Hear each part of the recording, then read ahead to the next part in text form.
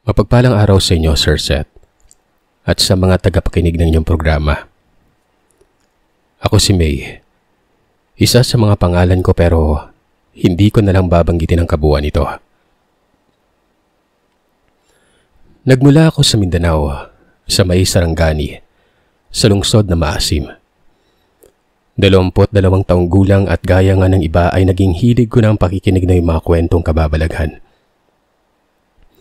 Mapaaswang, kulam o kung anuman.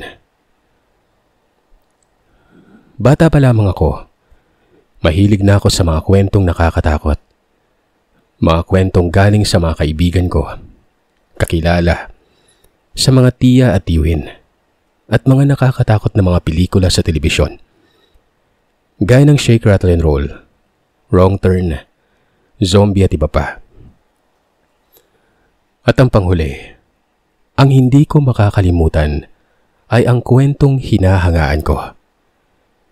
Kwento ito ng aking Lola Magdalena, galing sa kanyang ama na si Alfredo, noong nabubuhay pa ito. Bago sumakibilang buhay itong aking Lola Magdalena, noong taong 2014, nasa 12 anyos pa lamang ako na mga panahong isiniwalat niya ang buhay karanasan ng kanyang ama nung panahong inatake siya nito ng kampon ng kadiliman. Ayon sa kwento, kilalang magaling itong aking lolo sa tuhod. Mahusay umano ito sa pakikipaglaban at bawat nakakalaban niya ay walang takas nun.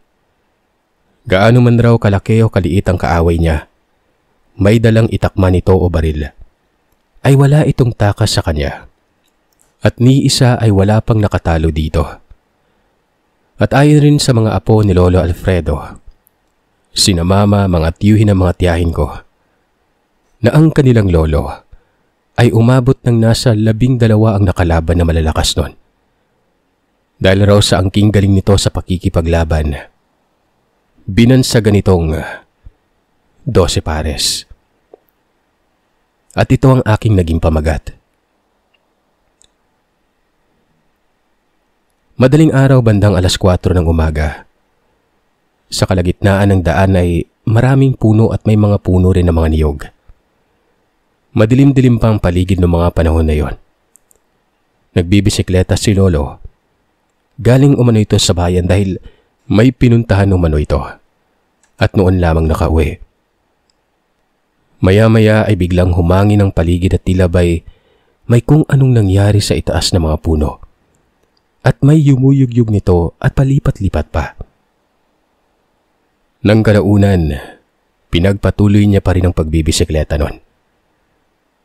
Maya-maya, habang nagpapatuloy siya, sa hindi kalayuan ay may napansin umano siyang babae. Bigla siyang napahinto at pinagmasdan ito. Sa nakita niya, napakahaba raw ng mga buhok na babae. Pati kuko nito ay napakatulis at ang kasuotan naman ay mahaba rin. Kulay puti na animoy, white lady kung titingnan. Nakatitig lamang ito sa kanya. Ang tanging nasa isip ni Lolo ay ang dalang kutsilyo niya na nakatago at nakaipit sa gilid ng kanyang pantalon. Yun yung gagamitin niya kung sakaling patayin siya ng babae. Sa haba umano ng buhok nito, halos na matakpan na ang mukha pero sa tansya niya ay kilala niya ang babae. At kung hindi siya nagkakamali, aswang ito. Walang kakurap-kurap na sinugod siya nito at nanlaban umano si Lolo. Napakalakas umano ng aswang na yon, na parabang gusto niyang angkinin, patayin at gutay-gutayin. Sukdulan umano ang naging laban nila. At kahit na malakas ang babae ay nagawa pa rin ni Lolo na mataboy ito.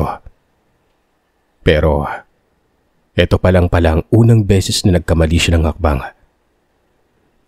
Nang sinugod siya muli nito, nung lumaban siya ay biglang naglaho ang babae. Nilamat pala siya nito. Nagtaka siya sa kadahilan ng sa anumang oras ay mamamatay siya pag hindi niya mahanap ang figura ng aswang na yon. Hindi naman kasi tao ang kalaban niya, kundi kampon ng kadiliman. Walang ano-ano ay may narinig siyang mga paang tumatakbo at tumatalon papalapit sa kanyang likuran. Bigla siyang ginapos ng nilalang ng sobrang higpit sa tiyan niya, gamit lamang ang mga kamay at braso. Dahil raw sa lakas ng babae, hindi siya makagalaw ng maayos. At nang di nagtagal ay yung mga buhok nito nagsimulang nagsipasukan sa kanya, papuntang tenga, ilong at bunganga.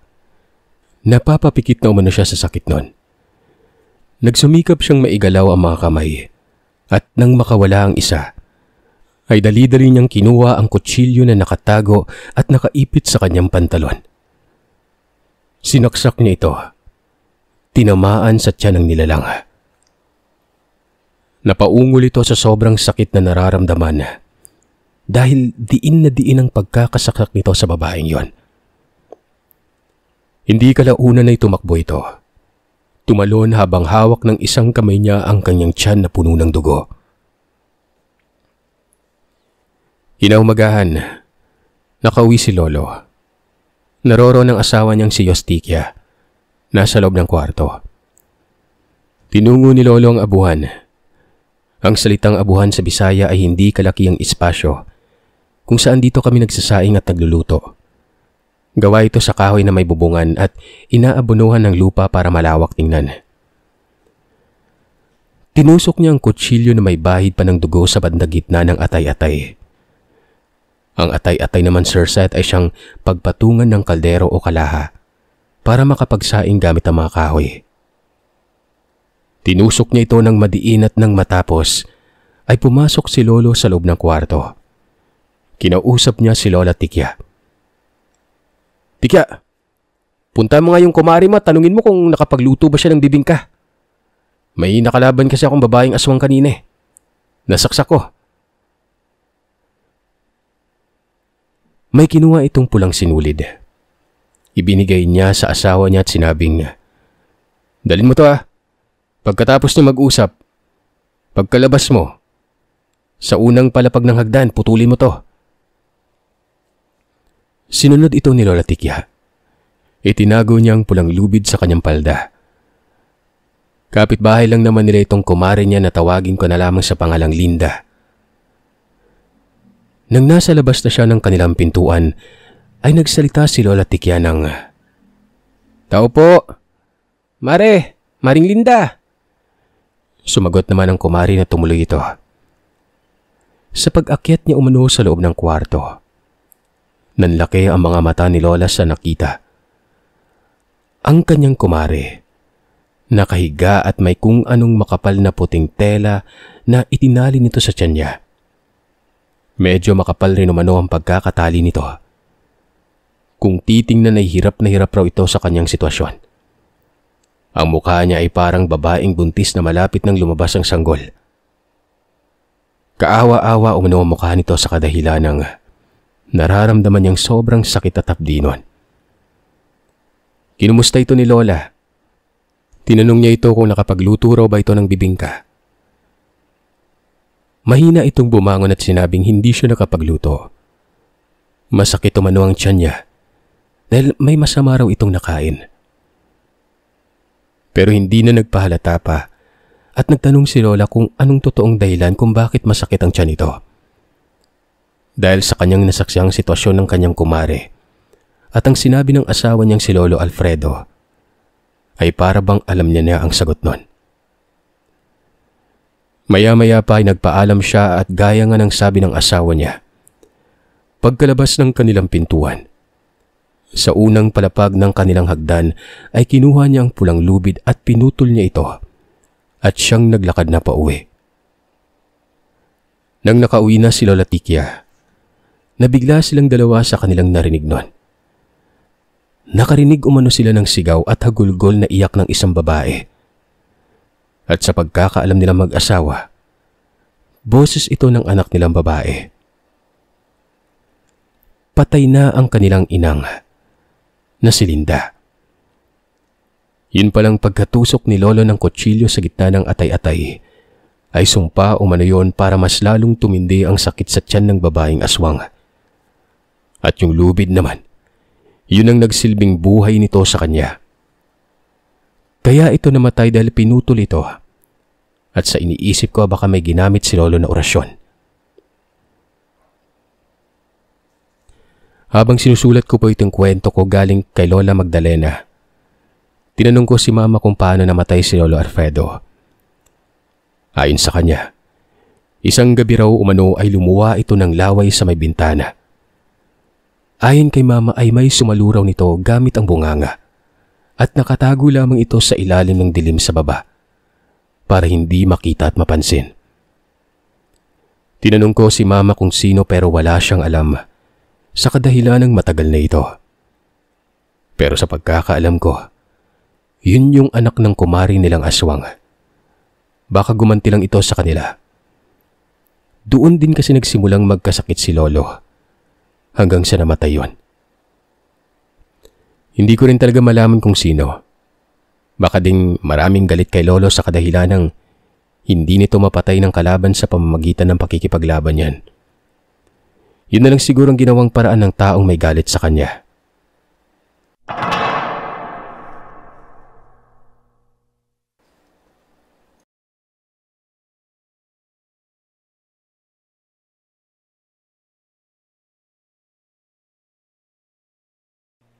Ang kwentong ito ay nangyari sa lugar mismo, sa Maite Grande, Lambunaw, Iloilo. Isa ito sa pinakamagandang lugar sa Lambunaw. Gawa ng super relaxing resort po dito. Sa kadahilan ng hindi po mainit gawa ng maraming kakahuyan at abundan sa tubig. Masasaya din ang mga tao dito. Pero kahit sa maganda at maaliwalas na lugar na ito, meron pa ring mga tinatawag nating kwentong kababalaghan. At isa ako sa mga naniniwala nun. Ang kwentong ito na ipapadala ko ay kwento ni Makmak o Denmark. Totoong pangalan niya. Sa point of view na lamang po ni Denmark Sir Seth, ang ipapadala kong kwentong ito. Ako po si Makmak. Kasalukuyang nag-aaral. Lumaki na hindi naniniwala sa mga aswang at kung ano-ano pa. Dahil wala naman talaga dito. Kahit na marami na akong narinig, basta wag lang mamirwisyo. Nagsimula lang nabuksan ang isipan ko nang nabuntis ang panganay namin. Tanda ko pa noong 6 na buwan pa lamang ang tiyan ni ate. Meron po kasi kaming maliit na tiyanggi na kung saan may ilaw po sa labas ng 24 oras. At dyan ako minsan nakastambay sa harap ng tiyanggi na yon. Konting description na lang sa lugar. Bali ang bahay namin ay napalibutan ng mga puno at halaman. Sa harap ay may maliit na kalsada o daan. Ang sa likod naman ay may bahay na isa pa at mga puno na. Pero ito ay malayo sa main road. Sa main road ng Lambunaw. Papasok ka pa na kung saan merong 1 kilometro o mahigit bago makarating sa amin. Dito ay meron pong partikular na tao na palagi kong napapansin kada 9:00 ng gabi. Palaging nakatayo sa harap ng kwarto ni ate, kung saan merong bintana. Inis ko gawa ng parang baliw o creepy ang tayo niya ay sinigawan ko yon. Umaalis naman, tabi lang kasi ang tiyanggi at kwarto ni ate. Ilang beses itong bumibisita. Pero hindi naman araw-araw. Sa ikatlong bisita niya kung hindi ako nagkamali, doon nagtayuan ang balahibo ko gawa ng pasigaw pa lamang ako. Bigla na lamang itong nawala. Dahil sa nangyari ay sinabi ko na kay mama na merong babaeng parang baliw na minsan nakatingin sa bintana ni ate kapag gabi. Napagalitan pa ako ni mama gawa ng hindi ko daw ba nabalitaan na merong nayanggaw sa baryo namin. Hindi lang masabi ang pangalan gawa ng Buhay pa siguro to. Kaso wala na sa amin. Lumipat na sila ng tirahan ngayon. Akala ko ay doon na nagtatapos kasi hindi ko na siya nakita simula nung nasita ko siya ng gabi na yon. Ang hindi ko alam, doon pa lang pala magsisimula ang lahat. Merong mga gabi na may umaapak sa bubungan. Pag tinitingnan naman ay nawawala ka agad yon. Kaya naman naglagay na ng tansong kutsilyo si Papa sa bintana ni Ate. Tapos may asin. Hanggang sa nakapanganak si Ate, nakakatulog pa naman kami pero nung lumabas na ang pamangkin ko, doon na ito naging bayolente. Isa ako sa magpapatunay na pag may aswang talaga, ang langis na nasa maliit na bote na binigay ng manggagamot kay Ate. Kumukulo. Lalong-lalo na kapag sumasapit ang 10:00 ng gabi. Araw-araw yon. 1 buwan pa lamang ang pamangkin ko noon. Ang problema, hindi siya makita sa may labas. Nagsunog kami ng goma sa labas. Naglagay kami ng asin sa may bubong. Naghanda kami ng bagakay, pero napakamailap. Hanggang sa nakita siya isang beses ng kapitbahay namin na lasing na si Kuya Edward. Meron umanong taong nakatayo sa tangkay ng puno na nakatingin sa bahay namin ng 1:00 ng madaling araw noon. Habang sumisigaw si Kuya Edward, bigla itong lumundag ng napabilis at biglang nawala. Doon lang din tumigil ang iyak ng pamangkin ko. Lahat kami walang tulog noon.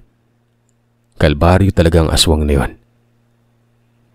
Aswang nang nasabi namin gawa ng yung bahay sa likod namin na pangalanan na lamang nating Dadak. Nakita niya mismo ang mabalahibong nilalang na mapanghi umano. Nakatayo sa gilid ng bahay niya. Dahan-dahan daw siyang sumilip sa maliit na butas ng bahay niya. Sa sobrang takot ay nakasigaw siya ng aswang doon. At doon din nawala ang nilalang bago pa kami nakarating sa likod bahay namin. Naawa na kami sa bata. Namarkahan niya pala ang bata, sabi ni Mama. Dahil nawala sa sampayan ang isang piraso na damit ng pamangkin ko noon. Bilang kasi ni Mama ang damit ng apo niya. Hindi pa nagtapos doon ang pangyayari. Lumipas lamang ang ilang linggo. Bumalik ulit. Sa pagkakataon na ito, nabantayan na siya ni Papa sa likod bahay namin. Totoo nga talaga na pag amoy tiyangaw, merong aswang. 11:30 na ng gabi. Iyak ng iyak pa rin ang pamangkin ko. Napakahirap patahanin. Halos mabaliw na kami sa paghahanap ng paraan. Tumigil lang ito. Dahil nakipagbuno na pala si Papa sa likod bahay namin. Sa nilalang na yon. Hindi ko man nakita pero ang ingay ng malababoy na tunog sa likod ng bahay. Sa takot namin ay sumigaw na kami sa loob noon. Hanggang sa maya-maya pa ay pumasok na si Papa sa loob. Walang tinamong sugat na malala si Papa pero napunit ang damit niya. Ang sabi ni Papa ay hindi man sa napuruhan dahil napakadulas umano ng balat nito. Pero tinamaan niya umano sa paa yon. Yun ang unang pinuntirya ni Papa para hindi na makalakad. Pero kahit na isahan niya umanong aswang, napakaliksi pa rin umanong gumalaw. Walang dugo ang itak ni Papa pero ang baho at ang merong parang panis na laway o langis na naiwan sa itak niya. Ang sabi na lamang umano ni Papa noon, na humingi na lamang ito ng pasensya at umalis na dito sa amin. Hindi pa rin ako makapaniwala.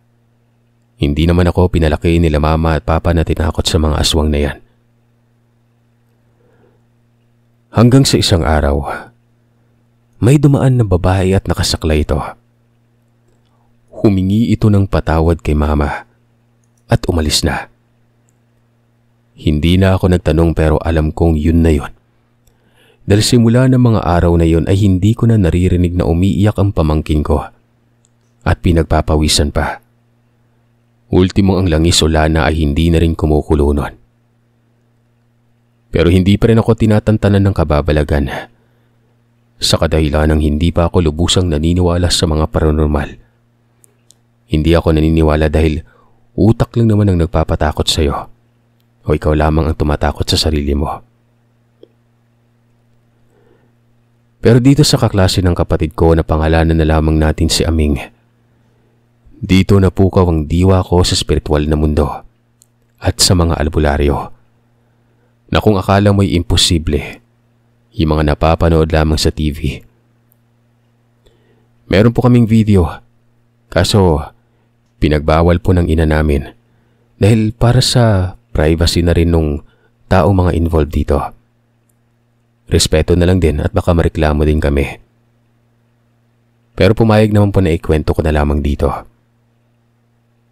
Ang kwento na ito ay tungkol sa isang sapi na masasabi kong pag malayo ka sa Panginoon ay malapit ka naman sa demonyo. Kung nakakagawa ka ng mga walang kwenta sa araw-araw, bakit hindi mo na lang ilahan kahit konting oras para sa pagdarasal, di ba? At gawin mo ito ng mataimtim araw-araw. Ang kwento na ito ay natunghayan ko na hindi ko talaga makakalimutan. Gumapang sa pader, boses na maraming tao, sumusuka ng maitim, nawawala ang puti sa mata, na halos lahat ng to ay akala ko sa pelikula lang. Nagsimula ito sa eskwelahan nila sa bayan. 3 silang sinapian, mga grade 7 student. Sa 3 sa kanila, si Aming lamang ang hindi nilubayan ng nilalang. Sa likod kasi ng paaralan nila ay merong malaking puno ng balete. Doon sila tumambay. Nung nagsimula na ang first period nila sa hapon, yung 3 ay naging balisa. Isa na po si Aming diyan. Hanggang sa nagwala na sila. Hindi na makontrol ang 3 bata kaya ang guro nila na mismo ang nagpatawag ng albularyo. Dahil sa ako ang sundo palagi ng kapatid ko, nakita ko talagang nangyari nun. Yung boses na marami at ang lakas. Isa ako sa naghahawak sa bata pero ang lakas talaga na parang pag nakahawak ka, humihina ka. Hanggang dumating ang albularyo. Umabot ng kulang-kulang 2 oras ang gamutan. Nung natapos na akala namin okay na. Kaya pinauwi ang 3. At ako ang nagdala pa uwi sa kapatid ko at kay Aming dahil isang purok lamang po kami noon. Habang nasa loob ng tricycle, wala naman akong napansing kakaiba. Hanggang sa pagbaba na ni Aming na lumabas sa may tricycle. Yung ngiti niya, Sir Seth, nakakaloko. Hinayaan ko na lang gawa ng baka ganun talaga ang pagpapasalamat niya sa akin. Nung nandun na kami sa bahay, sabi ng kapatid ko, siguro si Aming ay hindi pa okay kasi nagsasalita umano mag-isa. Kinabukasan na hindi pumasok si Aming. Hanggang umabot na ng 2 araw. Kinausap ako ng guro nila o ng kapatid ko na bibisitahin umano si Aming nun. Siyempre na-curious rin ako. Nang nandun na kami sa bahay nila ni Aming, papasok pa lamang kami sa bahay nila. Umiiyak na tumakbo ang nanay nito sa guro nila at nagsabi na tumawag na umano ng albularyo. Tinawagan po ng guro ang kakilala nilang manggagamot. Habang nag-aantay sa manggagamot, ay pinasok namin ang kwarto ni Aming dahil nagpatulong ang ina niya. Nang walang ano-ano, nakadikit na sa pader si Aming nun. Nasukat ang pagdadasal at paniniwala ko nun. Purong itim ang mga mata niya. Naglalaway. Ultimong ang guro nila ay napa-sign of the cross at napadasal na rin. Hindi ako tumagal sa pagkakatingin, Sir Seth. Tumakbo ako sa labas dahil sa takot. Iniwan ko ang guro at ang ina ni Aming. Parang nawala ako sa sarili ko noon.